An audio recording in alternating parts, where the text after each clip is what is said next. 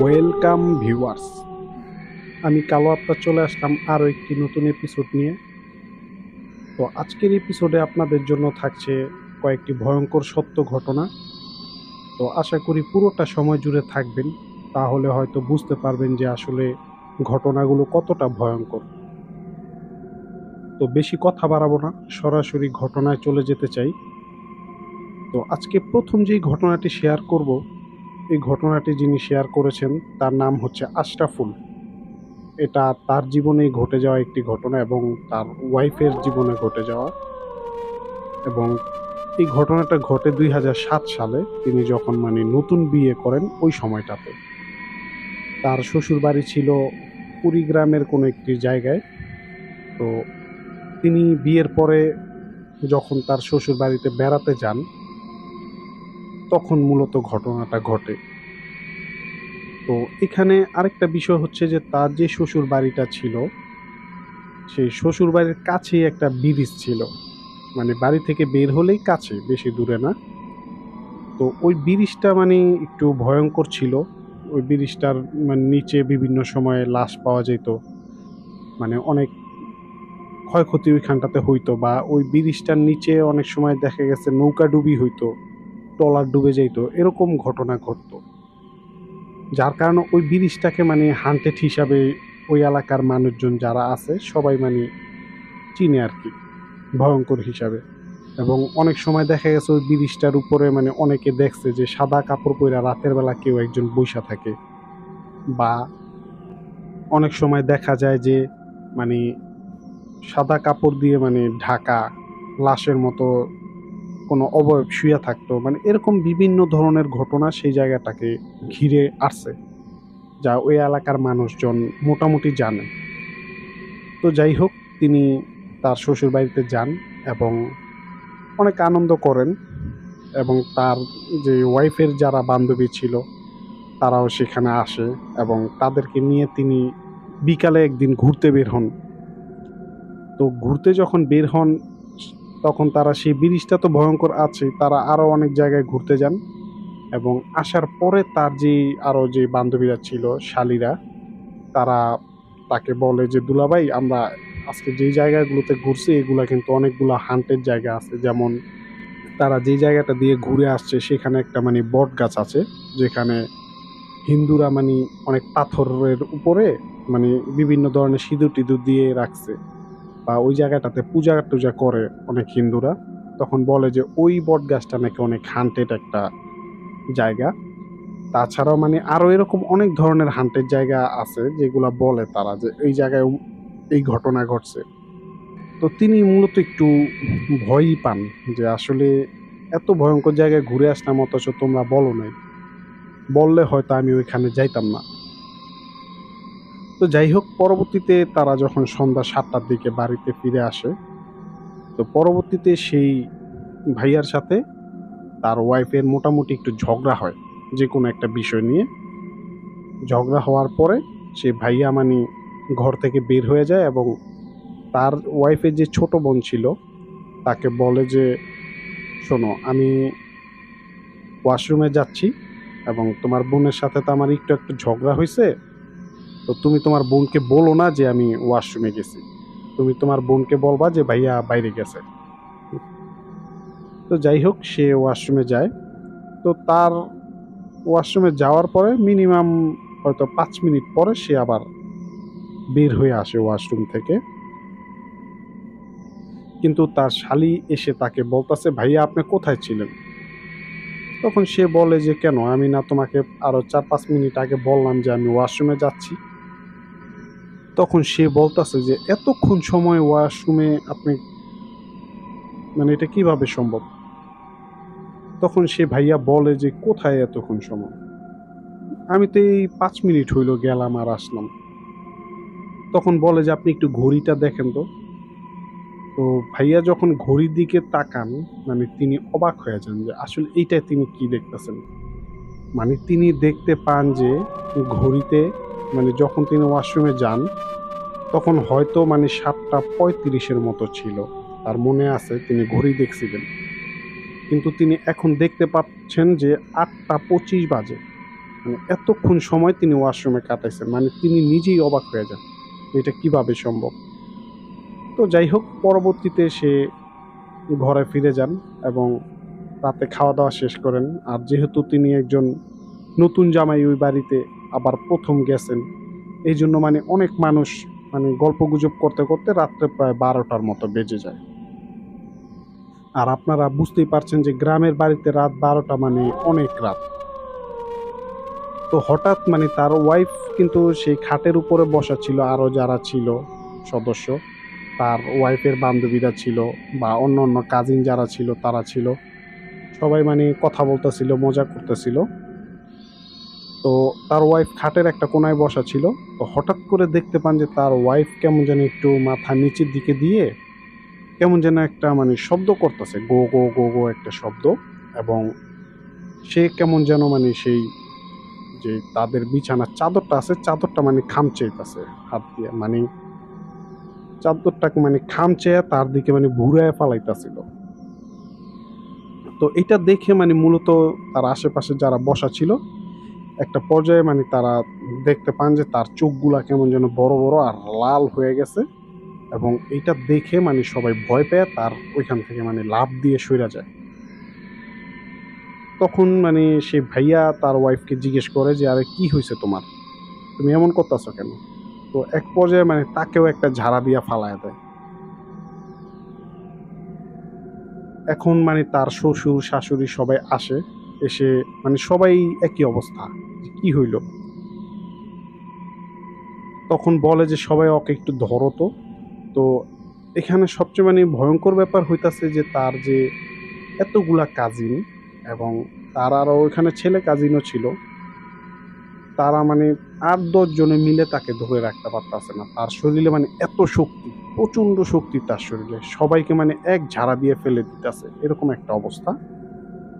তখন তার শ্বশুর সেই রাতেই একজন মাওলানা সাহেবকে নিয়ে আসেন এবং তাকে দেখায়।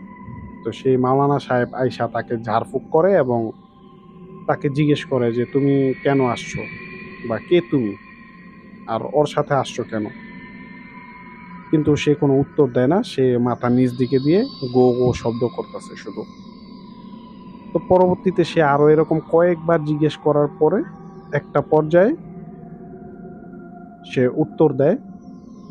পরবর্তীতে একটা সময় সে বলে যে ও ব্রিজের উপরে যেয়ে ও আমার দিকে কেন তাকাইলো। তো যাই হোক, ও একবার তাকাইছে ঠিক আছে, আমি ওইটা কিছু মনে করি নাই। ও দ্বিতীয়বার কেন তাকাইলো, এই জন্য আমি ওর সাথে আসছি, আমি ওকে নিয়ে যাব, আমি ওর ক্ষতি করব। তো যাই হোক, এরকম মানে অনেক কথা তাকে বলতে থাকে। এবং সেই হুজুরটা বলে যে ও তো বুঝতে পারে নাই বা ও তো চিনতে পারে নাই যে তুমি সেখানে আসো কি না কি। তো যাই হোক, তুমি ওকে ছেড়ে দাও বা ক্ষমা করে দাও, এরকম অনেক কিছু বলতে থাকে। কিন্তু সে কিছুতেই যাবে না এবং একটা পর্যায়ে মানে তাকে অনেক প্রেসার করে তার শরীর থেকে মানে ছাড়ানো হয় এবং পুরা ঘরটা বন্ধ করে দেওয়া হয়। তো পরবর্তীতে সে মানে ওই রাতে শুয়ে থাকে, অসুস্থর মতো হয়ে যায়, অজ্ঞান হয়ে যায়। এবং পরবর্তীতে সকালবেলা যখন তিনি একটু সুস্থ হন, তার সারা শরীর ব্যথা হয়ে গেছিল। পরবর্তীতে সে বলে যে তার হাজবেন্ডকে যে তুমি যখন মানে রাগ করে বাইরে গেছিলা তখন আমি তোমাকে খুঁজতে গেছিলাম। তো যখন তোমাকে খুঁজতে যাই, তো আমার কাছে মনে হইতেছিল যে খুবই অন্ধকার, আকাশ অনেক মেঘ করছে বা এটা একটা মানে আমাবস্যা রাত এরকম হবে, আমার কাছে মনে হইতেছিল। তো যাই হোক, পরবর্তীতে আমি তোমাকে খুঁজতে খুঁজতে সেই ব্রিজের উপরে চলে যাই, মানে তাদের বাড়ির কাছে যে ব্রিজটা ছিল, আপনাদের শুরুতেই যে বর্ণনাটা দিলাম ব্রিজটার, ওই ব্রিজের উপরে যে মানে সে তাকে খুঁজে তারপরে চিন্তা করেন যে না আসলে ব্যাক করে বাসায় চলে যাই, যে এখন সন্ধ্যা হয়ে গেছে, এখন মানে একা একা এখানে ঘোরাঘুরিটা ঠিক হবে না। তো সে যখন মানে বাসায় আসতে যাচ্ছিলেন, তখন কি যেন মনে করে তিনি সেই ব্রিজের নিচের দিকে তাকান। তো তিনি যখন মানে ব্রিজের নিচের দিকে তাকান, তিনি দেখতে পান যে সেই ব্রিজের নিচে সেই মানে যে গাংটা ছিল, সেই গাঙ্গের পাড়ে কেউ একজন বসে আছে। তো তার কাছে মনে হইল যে ওইটাই মানে সেই ভাইয়া, মানে তার হাজবেন্ড। তো তিনি এটা একবার দেখে আবার ভাবেন যে না, ও হবে না, ও ওইখানে গিয়ে কেন বসবে। তো এটা ভেবে সে মানে চলে আসতেছিল। সে মানে কি যেন মনে করে যে তিনি আরো একবার ভালোভাবে দেখার জন্য তিনি আবারও উকি দেন। কিন্তু তিনি যখন আবারও উকি দেন, তিনি দেখতে পান যে ঠিক সেই ভাইয়ার মতোই সেখানে বসে আছে, কিন্তু মানে সে তাকায় আছে, এর মধ্যে আস্তে আস্তে সে হাওয়ায় মিলিয়ে গেল। তখন সে ভাবলো যে হইতে পারে আমি অন্ধকারে ভুল দেখছি। তো পরবর্তীতে সে মানে বাসায় চলে আসে। তো বাসায় যখন আসে, যখন তার বাড়ির যে গেটটা ছিল সেখানে যখন আসে, সেখানে এসে তিনি দেখতে পান যে তার হাজবেন্ড সেই বাসার গেটের কাছেই, মানে গেটের বাইরে অন্যদিকে মুখ করে দাঁড়ায় আছে। তো এটা দেখে মানে তিনি বুঝতে পারেন যে তার হাজবেন্ডের শরীরে যেই জামা কাপড়গুলো ছিল সেম ওরকম জামা কাপড়। তো সে তার পেছনে গিয়ে তার পিঠে হাত দিয়ে বলে যে তুমি এখানে দাঁড়ায় আছো কেন, চলো বাসায় চলো। মানে এটা যখন সে বলে, তারপরে মানে দেখে যে সেই মানে অবয়বটা, সেই ভাইয়ার রূপের যে অবয়বটা ছিল সেটা মানে আস্তে আস্তে হাওয়ায় মিলিয়ে গেল। তো এটাতে মানে তিনি একটু মানে ভয় পেয়ে যান যে আরে কি দেখলাম আমি। তখন তিনি মানে তাড়াতাড়ি বাসায় চলে আসেন, এবং বাসায় চলে আসার পরে তার একটু পরে তো সেই ভাইয়েই চলে আসে। তো যাই হোক, পরবর্তীতে তার কি হয়েছে এগুলা আর তার মনে নাই। তো পরবর্তীতে তাকে বলা হয় যে সে এইগুলা করছে। তো তারপরে সেই ভাইয়া এবং তার ওয়াইফকে নিয়ে সে ঢাকাতে চলে আসেন। তো ভিউয়ার্স, এই ছিল ঘটনা। এবং পরবর্তী যে ঘটনাটি আজকে আপনাদের সাথে শেয়ার করব, এই ঘটনাটি পাঠিয়েছেন সৈকত। এবং ঘটনাটা যদিও ছোট, তো এই ঘটনাটা ঘটেছিল 2010-12 সালের দিকে হবে। তো তাদের গ্রামেই মানে একটা জায়গা আছে যেখানে 3-4টা মানে হিন্দু বাড়ি আছে। তো যাই হোক, সেই হিন্দু বাড়িতে একটা বাড়ি ছিল মানে আলাদা, যেখানে একজন বৃদ্ধ লোক ছিল, তার 2টা ছেলে ছিল। মানে বৃদ্ধ লোক বলতে ওই ছেলে 2টা যিনি বাবা ছিলেন তিনি, তার মা সুস্থ কিন্তু তার বাবা অসুস্থ ছিলেন। অনেক দিন যাবৎ বিছানায় মানে শয্যা ছিলেন অসুস্থতার কারণে। তো হঠাৎ একদিন রাতে সেই বৃদ্ধ লোকটা মানে মারা যায়। অনেকদিন অসুস্থ ছিলেন, হঠাৎ মারা যায়। তো পরবর্তীতে তখন মানে প্রায় গভীর রাত হবে, প্রায় 2টা-3টার মতো হবে। এরকম রাতে সেই বৃদ্ধ লোকটা মারা যায়। এখন তারা 2 ভাই চিন্তা করেন যে এত রাতে কাকে ডাকবো? সবাই তো আসলে ঘুমায়া পড়ছে। আর কেই বা আসবে?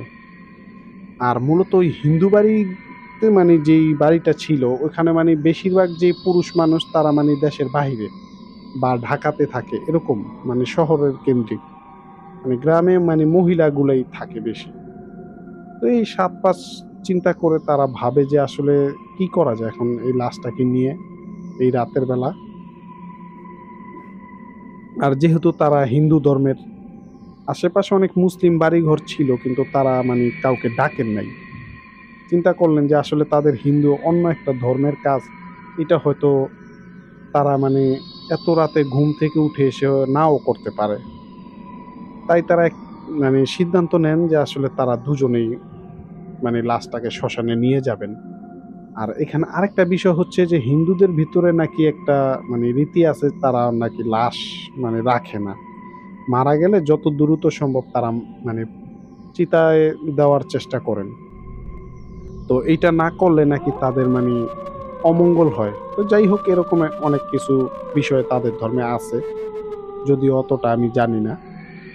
তো পরবর্তীতে সেই লাশটাকে 2 ভাই মিলে শ্মশানে নিয়ে যায়, এবং শ্মশানটা মোটামুটি তাদের মানে এলাকার মধ্যে যেমন মানে 100 গজ বা 150 গজ এরকম হবে আরকি। সেখানে তারা নিয়ে যান। তো এর মধ্যে নেওয়ার সময় কিন্তু অনেক যে সরিষা ক্ষেত আছে গ্রামে, সেই সরিষা ক্ষেত পড়ে। তো সেই সরিষা ক্ষেতের যে আইল থাকে ক্ষেতের, সেই আইল দিয়ে তারা ২ ভাই তার বাবার লাশটাকে নিয়ে যায়। তো ২ জন মানুষ যেহেতু আপনারা বুঝতেই পারছেন যে লাশ নিতেই তো লাগে ৪ জন। তারপরও তারা ২ জনে কষ্ট করে খাটিয়া নিয়ে যান এবং তারা যতটুকু সম্ভব মানে কাঠ, লার্কি, তেল, কেরোসিন তেল এগুলা নিয়া গেছিলেন। কিন্তু তারা আবার চিন্তা করছিলেন যে হইতে পারে যে শ্মশানে কিছু থাকতে পারে লার্কি, ওইখান থেকে কিছুটা জোগাড় করে তারা সেই লাশটাকে দাহ করবেন। কিন্তু তারা সেই শ্মশানে যেয়ে দেখেন যে সেই শ্মশানে মানে কোনো ধরনের মানে পোড়ানোর মতো লার্কি তারা পাচ্ছিলেন না বা কাঠ ছিল না। তখন ২ ভাই মিলে চিন্তা করেন যে আসলে কি করা যায়? তো বড় ভাই যিনি ছিলেন, সে বলে যে, "তাহলে এক কাজ করি, আমি বাসায় যাই, আরো কিছু লার্কি নিয়ে আসি, বেঁধে মাথায় করে নিয়ে আসি, তুই লাশটার কাছে থাক।" দেখা গেছে যেহেতু গ্রামের বাড়ি, ওইখানে শিয়ালের কিছু উপদ্রব ছিল। যদি লাশটাকে মানে খেয়ে ফেলে বা টেনে নিয়ে যায়। আর সেই সরিষা ক্ষেত দিয়েই মানে তাদের বাড়িতে যাইতে হয়। তো তখন সেই বড় ভাই যিনি ছিলেন তিনি চলে যান। আর ছোট ভাই আবার এদিকে বিড়ি খাওয়ার অভ্যাস ছিল। যদিও এটা বড় ভাই জানতেন না। তো তিনি মূলত একটু লুকিয়েই খাইতেন। আর গ্রামের মধ্যে সবাই সবাইকে সম্মান করে, চিনে, জানে। এজন্য মানে তিনি একটু লুকায়েই সিগারেট খাইতেন, বিড়ি খাইতেন। তো তার ভাই যাওয়ার সাথে, সাথে তিনি মানে একটা বিড়ি ধরায়া সেখানে খাইতে থাকেন। তো হঠাৎ করে তার মনে হইতাছে যে পেছন থেকে যেন একটা কিসের শব্দ আসতাছে। তবে শব্দটা তার কাছে পরিচিত মনে হইতাছে, তার নাম ধরে কেউ ডাকতাছে। তো একটা পর্যায়ে তিনি যখন মানে পেছনে ঘুরে তাকান, তিনি দেখতে পান যে তার বাবার যেই লাশটা ছিল সে দাঁড়ায় আছে। তো এটাতে তিনি মারাত্মক ভয় পেয়ে যান এবং তিনি চিন্তা করেন যে এটা কি তার মনের ভুল নাকি তিনি সত্যি, সত্যি এটা দেখতে পাচ্ছেন। তো তিনি মানে চোখ কসলিয়ে তিনি আবারও তাকান কিন্তু দেখতে পান যে তিনি যা দেখতেছেন সত্যি দেখতেছেন। তো এইটা দেখে মানে তিনি মারাত্মক ভয় পেয়ে তিনি এক দৌড়। তো তিনি যখন মানে একটা দৌড় দেন, একদম সেই ক্ষেতের আইল দিয়ে অনেক জোরে একটা দৌড় দেন।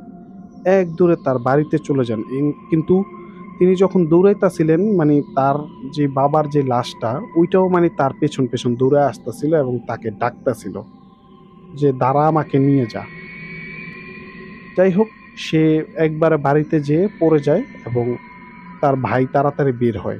তার ভাই মানে একটা ঘরের মধ্যে ছিল যেখানে বিভিন্ন ধরনের মানে কাঠ-কুঠ রাখা ছিল। সেগুলাকে তিনি মানে বেঁধে মাথায় করে নিয়ে আসবেন এইজন্য তিনি গুছাইতেছিলেন ওইগুলা। তখন তাকে এসে জিজ্ঞেস করেন যে, "কিরে কি হইছে? তুই দৌড়ে আসলি কেন?" তখন সে বলে যে, "ভাই আব্বা তো" বলে যে, "কি আব্বা কি হইছে?" বলে যে, "আব্বাকে আমি দেখছি দাঁড়ায় আছে।" তখন তার বড় ভাই মানে রীতিমতো রেগেই যায়। যে, "তোকে বললাম যে লাশটার কাছে থাক আর তুই বলতাছস এই আবোল-তাবোল কথা। আবার তুই বাড়িতে চলে আসছস। আর তুই যদি ভয় পাস তাহলে তুই আমাকে বলতি। আমি থাকতাম তুই এসে লার্কিগুলা নিয়ে যাইতি।" যাই হোক অনেক বকাঝকা করে তারপরে তার বড় ভাই তাকে নিয়ে আবার আসে। তো সে যখন আসে এসে দেখে যে লাশ সেই চিতার উপরেই শোয়ানো, মানে অল্প কিছু লার্কির উপরে লাশটা শোয়ানো এবং আরো কিছু লার্কি তারা নিয়ে আসেন সেগুলা মানে দিবেন আরকি এখন। তো তখন এসে সে বড় ভাই মানে তার ছোট ভাই বলতাছে, "ভাই আমি এই যে এদিকে মুখ করে দাঁড়াইছিলাম। তো হঠাৎ আমি ভয় পাইছি।" এরকম মানে অনেক কিছু বলতে থাকে। তো বড় ভাই সেই লাশটার দিকে তাকায়া থাকে। কিন্তু একটা জিনিস দেখে মানে তিনি খুব অবাক হয়ে যান। যে সেই জিনিসটা হচ্ছে এরকম যে সে দেখতে পান যে সেই লাশের যে পায়ের আঙ্গুলগুলা আছে সেই আঙ্গুলের ফাঁকে, ফাঁকে মানে সেই সরিষা ফুল আছে না? সেই সরিষা ফুলগুলো মানে আটকে আছে। তো এইটা দেখে তো মানে তারা চিন্তা করেন যে এরকমটা অনেক সময় হয়, যারা গ্রামে থাকেন তারা বুঝবেন যে সরিষার ক্ষেতের মধ্যে দিয়ে যে যদি কেউ হাঁটে বা দৌড়াদৌড়ি করে তাদের পায়ে এরকমটা হয়। তো সে মানে কিছুটা বিশ্বাস করেন যে আসলে তাহলে কি তার ছোট ভাই মিথ্যা বলে নাই? তার ছোট ভাই যেটা বলছে এটা কি সত্য? যে লাশের পায়ে কেন, তাও আবার দোনো পায়ে, মানে আঙ্গুলের ফাঁকের মধ্যে সেই সরিষা ফুল মানে গেঁথে আছে। তো বড় ভাই কিছুটা আন্দাজ করতে পেরে তিনি তার ছোট ভাইকে মানে বলে যে দ্রুত চিতা সাজা, লাশটাকে মানে পোড়া দিতে হবে। তো এইটা বলতে বলতেই সেই লাশটা মানে আবারও উঠে দাঁড়িয়ে যায় এবং তাদের দিকে মানে ভয়ঙ্কর দৃষ্টিতে তাকায় থাকে। তো এইটা দেখে মানে ছোট ভাই আবার বড় ভাইকে বলে যে ভাই পেছনে তাকায় দেখো, যে লাশ তো আবার উঠে গেছে। তখন দুই ভাই মিলে দুইটা সেই লার্কি যে চলা থাকে, এই দুইটা চলা দিয়ে সেই লাশের দিকে মারতে থাকে। তারা বুঝতে পারছে যে এখানে কোনো মানে ভয়ঙ্কর কিছু, যেটা এই লাশের মধ্যে ঢুকে গেছে। তাই তারা সেই মানে লাশটাকে মানে পিটাইতে থাকে শোয়ানোর জন্য, কিন্তু লাশটা পড়ে না, সেখানে স্থিরভাবে দাঁড়ায় আছে। কিন্তু তারা দুই ভাই মানে অনেক জোরে জোরে পেটাইতে থাকে লাশটাকে ফালানোর জন্য। তো মনে হইতাছে যে লাশের মানে হাড় গোড় ভেঙে গুঁড়া গুঁড়া হয়ে যাইতাছে, কিন্তু লাশ তো পড়ে না। তো একটা পর্যায়ে তারা সেই তাদের যে মন্ত্র আছে ওই মন্ত্রগুলা পড়তে থাকে। তখন লাশটা মানে এরকম কয়েকবার মারার পরে পড়ে যায়। তো পড়ে যাওয়ার পরে তারা দ্রুত সেই লাশের উপরে মানে যেই লার্কিগুলা তারা বাসা থেকে নিয়ে আসছিলেন সবগুলা তাড়াতাড়ি সেই লাশের উপরে দিয়ে দেন এবং কেরাসিন দিয়ে মানে সেখানে আগুন জ্বালায় দেন। তো অনেক সময় দেখা গেছে যে আগুন জ্বালানোর পরে কিন্তু সেই লাশের কাছে কিন্তু মানুষজন থাকে একবারে মানে পুড়ে যাওয়া পর্যন্ত। যখন একবারে পুড়ে শেষ হয়ে যায় তারপরে তারা মানে সেখান থেকে আসে। কিন্তু তারা দুই ভাই সেখানে মানে ভালোভাবে আগুনটা জ্বালায় দেয়। মানে কতক্ষণ দাঁড়ায় থাকার পরে তারা মানে যখন বুঝতে পারেন যে আসলে এই লার্কিতে মানে পুরা লাশটা পুড়ে ছাই হয়ে যাবে, তো ওইটা মানে বুঝতে পেরে তারা মানে সেখানে আর থাকেন নাই। তারা মানে দ্রুত দুই ভাই বাড়িতে চলে আসেন এবং সেখানে গোসল করেন। গোসল করে তারা সেই রাতে শুয়ে থাকেন। তো পরবর্তীতে সকালে যেয়ে তারা দেখেন যে সেই লাশটা মানে পুরা ছাই হয়ে গেছে। সো ভিউয়ার্স, এই ছিল ঘটনা। তো আজকের ঘটনাগুলো যদি আপনাদের কাছে ভালো লেগে থাকে তাহলে লাইক, কমেন্ট ও শেয়ার করুন এবং আমাদের কালো আত্মা ইউটিউব চ্যানেলটি সাবস্ক্রাইব করতে ভুলবেন না। পাশাপাশি আপনি যদি ফেসবুক থেকে দেখে থাকেন আমাদের এই ঘটনাগুলো, তাহলে অবশ্যই আমাদের পেজটিতে একটা ফলো দিবেন। সো ধন্যবাদ, ভালো থাকবেন।